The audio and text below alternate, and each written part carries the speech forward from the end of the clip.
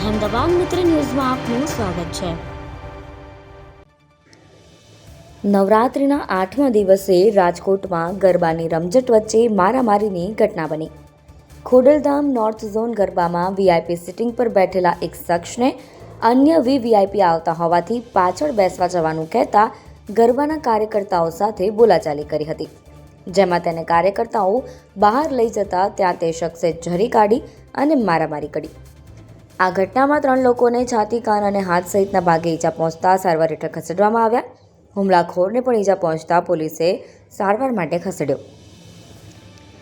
ઘટનાની જાણ થતાં જ મોડી રાત્રે ડીસીપી ઝોન 2 રાકેશ દેસાઈ તાલુકા પોલીસ સ્ટેશન પહોંચ્યા હતા. આ મામલે એસીપી બીજે ચૌધરી જણાવ્યું હતું કે ખોડલધામ રાસ ગરબાનું આયોજન કર્યું. ત્યાં પલસાણા ચોક રિંગ રોડ નજીક મારામારીનો બનાવ બન્યો હતો.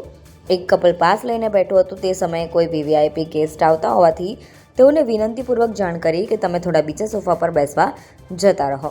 આ બાબતે થોડી બોલાચાલી થઈને 3 વ્યક્તિ મૌલિક પરસાણા, હરિભાઈ સોરઠિયા અને અશોક ફળદુને ઈજા પહોંચી હતી, જે હાલ સારવાર હેઠળ છે. હુમલો કરનાર મહેકગીરી જગદીશગીરી ગોસ્વામી છે અને તે લાઇટ હાઉસ અટલ સરોવર નજીક રહે છે.